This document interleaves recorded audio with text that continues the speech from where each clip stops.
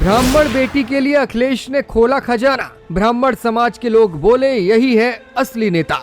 Bikru case वाली खुशी दुबे की मां के लिए अखिलेश आए आगे। सत्ता पक्ष के नेता कहां गए, पूछ रहे लोग। कैमरे पर आकर बोली खुशी दुबे, अखिलेश भैया थैंक यू, आपने मुसीबत में सहारा दिया। सपाई शेरनी पूजा शुक्ला तो सीधे अस्पताल पहुंच गई। मेरी मदद करी और उनकी वजह से आज मेरी माँ का ऑपरेशन हो पा रहा है। मेरे पास में शायद शब्द नहीं है उनको धन्यवाद करने के लिए। बिकरू कांड एक ऐसा केस जिसे सुनकर आज भी पूरा यूपी सिहर उठता है। आज सुर्खियों में वो कांड नहीं बल्कि उस कांड की पीड़ित कही जाने वाली खुशी दुबे है। बड़ी खबर ये है कि खुशी दुबे की मां मौत और जिंदगी के बीच झूल रही हैं। अस्पताल में भर्ती है, हालत बेहद नाजुक है। लेकिन शर्मनाक बात यह है कि जब खुशी दर दर की ठोकरें खाकर मदद मांग रही थी तब तथाकथित समाज के ठेकेदार गायब थे। और इसी बीच एंट्री हुई सपा चीफ अखिलेश यादव की।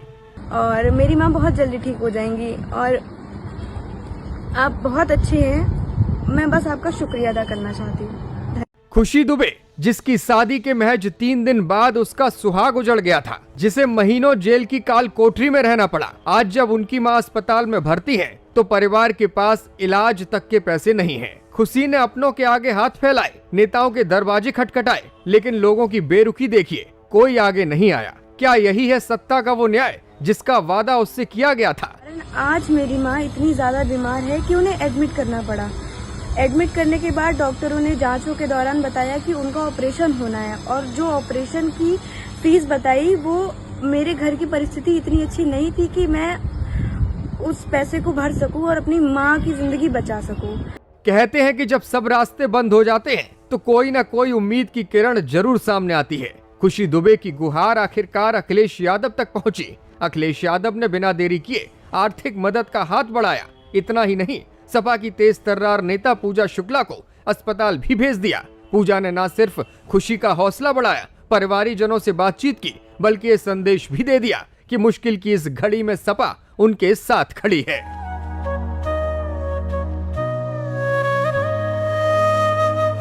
सवाल ये है कि जो लोग ब्राह्मणों के सबसे बड़े हितैषी बनने का दावा कर रहे थे वो इस वक्त कहां हैं, जब एक ब्राह्मण बेटी अपनी मां के इलाज के लिए पाई पाई की मोहताज है।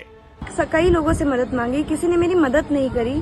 और जैसे ही माननीय अखिलेश यादव जी को पता चला कि एक गरीब ब्राह्मण बेटी के साथ में ऐसा हो रहा है, उसको मदद की जरूरत है, तो उन्होंने मेरी मदद करी और उनकी वजह से आज मेरी माँ का ऑपरेशन हो पा रहा है।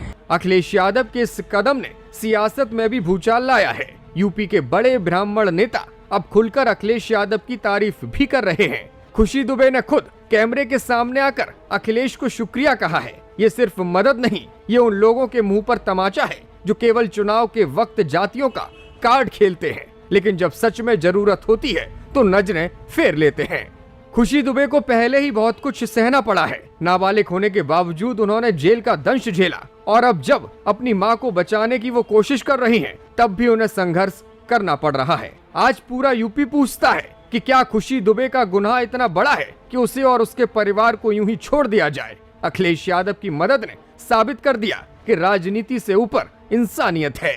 देखना होगा कि अखिलेश की इस मदद के बाद क्या सत्तारूढ़ दल के लोग या तमाम ब्राह्मण संगठनों के वो नेता जो चुपचाप बैठे हैं अपनी चुप्पी तोड़ेंगे? क्या अखिलेश की मदद की ये कहानी पूरा यूपी जान पाएगा?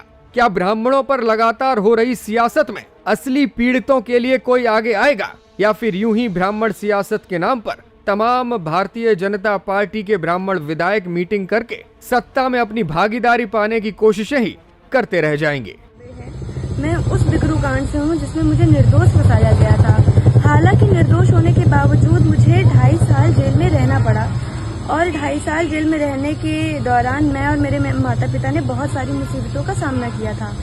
और उन मुसीबतों के कारण आज मेरी माँ इतनी ज्यादा बीमार है कि उन्हें एडमिट करना पड़ा। अखिलेश यादव जी को पता चला कि एक गरीब ब्राह्मण बेटी के साथ में ऐसा हो रहा है, उसको मदद की जरूरत है, तो उन्होंने मेरी मदद करी और उनकी वजह से आज मेरी माँ का ऑपरेशन हो पा रहा है।